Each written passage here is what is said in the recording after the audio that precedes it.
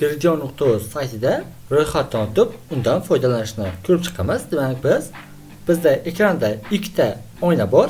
Chap tomondagisi usta, o'ng tomondagisi esa mijoz sifatida ro'yxatdan o'tamiz.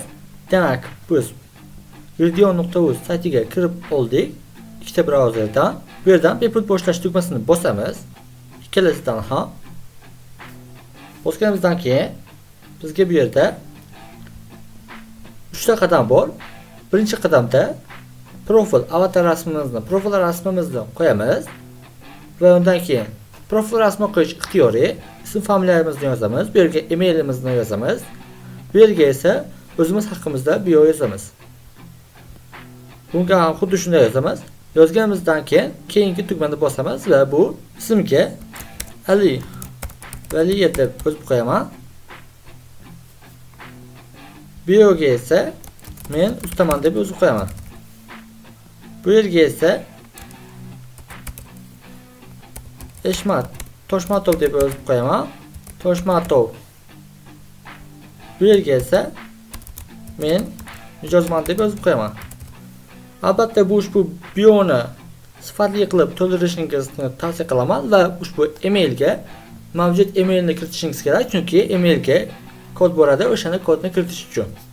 Demak, emaillarni kiritdik. Endi keyingi tugmani bosamiz. Ikkalasidan ham bosamiz. Va bu yerga emailimizga kod boradi. Biz ushbu kodni kiritishimiz kerak. Kodni kiritganimizdan keyin tasdiqlash tugmasini bosamiz. Endi esa ikkinchi bosqichni to'ldiramiz.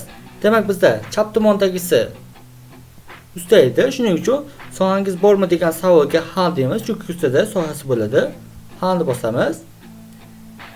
Ha'ni bosganimizdan keyin mijoz tomonda esa sohangiz bormi degan savolga, demak, bu shunchaki usta bo'lmasak, mijoz bo'lsak, yo'qni bosamiz. Endi esa bu yerda soha kiritamiz usta sifatida. Demak, biz deylik, bog'bonni kiritamiz. Boshqalarni ham kiritishingiz mumkin. Albatta, o'z sohangizni kiritasiz. Bir nechtasini kiritishingiz mumkin. Bu yerdan esa viloyatni tanlaymiz. Viloyatdan deylik, keling Toshkent shahrini tanlaymiz va bu yerdan Chilonzor tumanini tanlaymiz. Bu yerga esa narx qo'yamiz, deylik 1 million qo'ydik va kuniga deymiz. Endi esa bu yerdan viloyatni tanlaymiz. Keyin Toshkent shahrida bu yerda ham Chilonzor qilaylik, ya'ni ikkalasidan ham bitta manzil qilaylik. Endi esa keyingi tugmani bosamiz, ikkalasida ham. Va bu yerda ma'lumotlaringizni tekshirib ko'rishingiz mumkin deyapti. Demak, bu yerga parol o'rnatamiz. Ikkalasiga ham parolni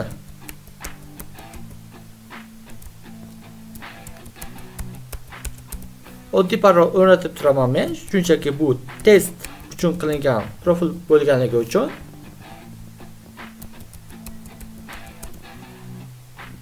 Siz esa kuchli parol o'rnatishingiz kerak bo'ladi.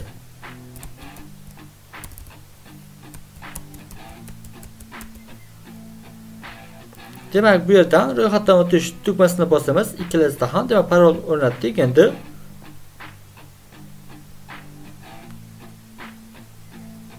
ikkalasida ham ro'yxatdan o'tdik. Ikkalasi ham bir xil ochilyapti. Bir xil ochiladi. Usta sifatida ro'yxatdan o'tsangiz ham, mijoz sifatida ro'yxatdan o'tsangiz ham.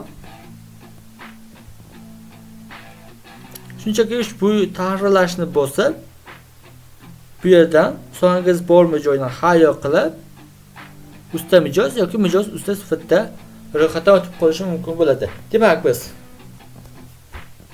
bitta e'lon yozib qo'yamiz. Keling, bu yerdan bog'bonni tanlaymiz va bog'bonga 500 ming so'mlik ish bor.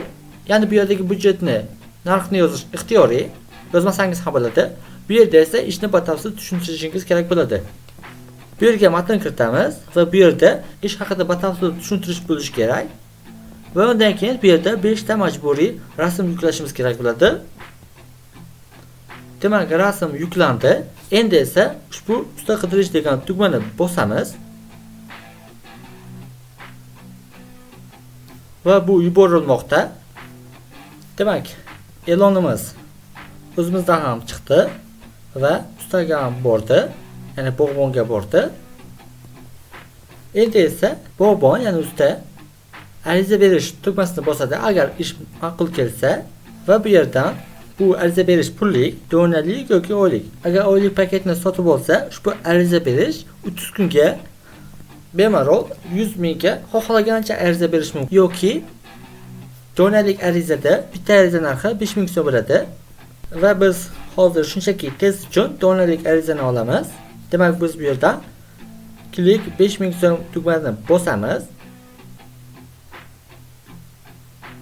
Bosganimizdan keyin bizni klikka o'tkazib yuboradi va bu yerda ma'lumotlarni to'ldirib to'lov qilamiz. Demak, to'lov qilganimizdan keyin bizda ushbu oyna ochiladi. Oyna ochiladi va ushbu oynani to'ldirishimiz kerak. 2 kun deb yozamiz, ya'ni 2 kunda ishni bajaramiz deb yozamiz va bu yerga narxni yozamiz. Narxni biz ham 500 ming deb yozib qo'yamiz va deylik kuniga deb yozib qo'yamiz. Endi esa ish formatini yozamiz. Demak, offline yoki online, offline ni tanlab qo'yamiz va bu yerdan ariza yuborish tugmasini bosamiz. Arizamiz bordi. Endi bu yerdan bitta sahifani yangilab qo'yamiz. Bu yerda ustalar bu yerda bir chiqib turibdi, ya'ni mijoz tomonida. Endi buni ustiga bosganimizda va mana bizda Ali Veliyevning arizasi kelib chiqdi. Buni ko'rishimiz mumkin. Bu ma'qul kelsa, bu yerda bir nechta ustalar chiqadi. Xohlaganimizning kelishish tugmasini bosamiz. Bosganimizda bu yerda ushbu oyna ochiladi va bu yerdan agar ushbu yashil tugmani bossak, shartlarga roziman deyish, ya'ni ushbu shartlarga roziman deyishni bosamiz. Agar ushbu shartlarga rozi bo'lmasak, bu yerdan boshqa shartlarni taklif qilmoqchi bo'lsak, ikkinchisini bosamiz yoki rad etmoqchi bo'lsak, ushbu uchinchisini bosamiz. Demak, biz boshqa shart kiritib ko'ramiz va bu yerdan deylik 1 kunda o'tilishi kerak, 2 kunda emas va taklifni yuboramiz. Taklifimiz yuborildi. Endi esa mana mijozdan taklif keldi, bu yerda chiqdi, ya'ni usta tomonidan. Endi buni bosadi. Agar unga ham ma'qul kelsa, ushbu yashil tugmani, ma'qul kelmasa, ushbu ikkinchi tugmani bosadi. Keling, ma'qul keldi deb hisoblaymiz va shartlarga roziman degan tugmani bosamiz. Bosganimizdan keyin ariza berildi, ya'ni endi ariza qabul qilindiga o'zgardi. Mijoz tomonidan ham ushbu yerda tugatish tugmasi ham paydo bo'ldi va bu yerga kirib ushbu chat tugmasini bosib, bemalol ikki tomon ham chatga kirib, bemalol bir-biriga xabar yuborishi mumkin bo'ladi. Deylik, salom deb. Va bunga ham keldi. Bu esa halik deb javob qaydirish mumkin va bu yerdan tarixni ko'rishimiz mumkin, ya'ni ushbu tarixni bossak, kelasida ham bu yerda tarixda ya'ni nimalar saqlanganimiz ko'rib turadi. E'lon yubordik, e'lonni qabul ham qildik. Endi esa e'lon bizning bog'bonimizga bordi. Endi esa 1 kundan keyin bir ko'ramiz. Hozircha esa shu holatda qoldiramiz. One day later. Demak, ish muddati tugaganidan keyin mijoz tomonida ushbu model oyna ochiladi va ushbu model oynani buni to'ldirishimiz kerak bo'ladi.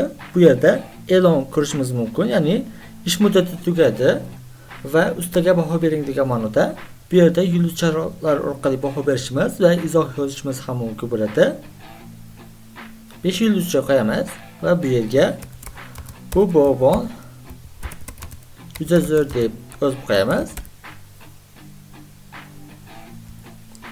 Va bu yerda ushbu rangi bosib bo'lmayapti, ya'ni baho berish tugmasini. Ya'ni ushbu baho berish tugmasini bosib bo'lmayapti. Buning uchun ish tugashi kerak. Ishni tugatish uchun ushbu ishni yakunlashni bosishimiz mumkin bo'ladi yoki keyinroq baholashni bosishimiz mumkin bo'ladi. Keyinroq baholashni bosganimizda ham baribir bizda ushbu oyna ochiladi. Ya'ni biz baribir baholashimiz kerak bo'ladi yoki bo'lmasa ushbu yerda ish muddatini uzaytirildi yoki tugallanmadi degan tugmani bosishimiz mumkin bo'ladi. Agar hali ishimiz tugamagan bo'lsa, bu yerdan ushbu oxiridagi ushbu tugmani bosamiz, ish muddati uzaytirildi yoki hali tugallanmadi degan yozuv ustiga bosib qo'yamiz. Bosganimizdan keyin va bu yerda usta tomonga ham majburiy o'yin ochiladi va bu yerdan yangi bir kun deb qo'yamiz va bu yerdan yuborish tugmasini bosib qo'yamiz. Va bizga xabar yuborildi. 1 day later.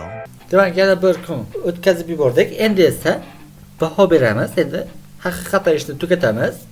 Va bu yerga bu bog'bon juda zo'r ekan deb yozib qo'yamiz va bu yerda ishni yakunlash tugmasini bosamiz. Ish yakunlandi. Endi tugmamiz aktiv bo'ldi va ushbu tugmani bosamiz baho berishni va ish tugallandi. Bu yerda ham ish tugallandiga o'zgardi va bu yerda timerni ko'rishimiz mumkin. Ya'ni ikkala postda ham pastki o'ng tomonda timerni ko'rishimiz mumkin. Ushbu timer vaqti har xil bo'ladi. Tugaganidan keyin bu post avtomatik o'chib ketadi. Demak, biz qisqacha ro'yxatdan o'tish, e'lon berish, e'longa ariza yuborish, arizani qabul qilish va shunga o'xshagan narsalarni ko'rib chiqdik. Ushbu yerda bildirishnomalar degan tugma bor. Hozir bu yerda aktiv emas. Agar buni aktiv qilib qo'ysak va bizga xuddi SMS ga o'xshagan holatda bildirishnoma keladi. Bu esa bizni har safar dasturga kirishimiz shart bo'lmaydi. Faqatgina ushbu bildirishnomadan xabar kelgan holatda kirsak bo'ladi yoki kuniga 1-2 marta kirib tursak ham bo'ladi. Va bu bildirishnoma vaqtimizni tejaydi. Ushbu yerda lokatsiya degan joylashuv bor. Bu esa sizning joylashuvingizni aniqlab beradi. Ya'ni bu sizga e'lonlarni yaxshiroq ko'rsatish yoki ustalarni yaxshiroq tavsiya qilish uchun ushbu lokatsiya yoqish tavsiya etiladi va albatta bular ixtiyoriy. Ushbu yerda profilimizda kirib tahrirlashimiz, o'zgartirishimiz mumkin va bu yerda ilova o'rnatish bor. Ushbu ilova o'rnatish saytni ilova orqali, ya'ni dastur qilib o'rnatib beradi. Ajoyib xususiyat. Ya'ni bu yerda video.uz deb yozib o'tirishimiz shart emas, brauzerga kirib. Va bu yerda chiqish tugmasi bor. Bu yer chiqish orqali chiqishimiz yoki hisobimizni o'chirib tashlashimiz mumkin bo'ladi. Va ushbu qizil plus tugmasi orqali bemalol yoki e'lon yuborishimiz mumkin bo'ladi. Baholamoqchi bo'lsak, hozirda biz mijoz sifatida ustani baholadik. Ya'ni mijoz sifatida baholaganimiz uchun bu yerda baholandi deb chiqyapti. Endi esa hattoki usta ham mijozni baholashi mumkin. Ya'ni qanday mijoz ekanligini ushbu baho tugmasini bosadi usta va bu yerdan kirib deylik yulduz cho'qiydi va ixtiyoriy izoh yozadi. Bu mijoz juda zo'r ekan deb yozib qo'yamiz. Va baho berildi. Albatta mijozga baho berish ixtiyoriy, lekin ustaga baho berish majburiy hisoblanadi. Va bu yerda ham baholandi deb o'zgardi. Endi esa ushbu baholarni, izohlarni ko'rishimiz uchun avatar rasmi ustiga bosadigan bo'lsak, mana ikkalasida ham izohlari ko'rinib turibdi. Va ushbu izohlar ustiga bossak, mana ikkala tomon ham bir-biriga baho bergan, izoh yozgan. Ya'ni shu orqali boshqa mijozlarning izohlarini, baholarini ko'rishimiz mumkin. Demak, qisqacha shu.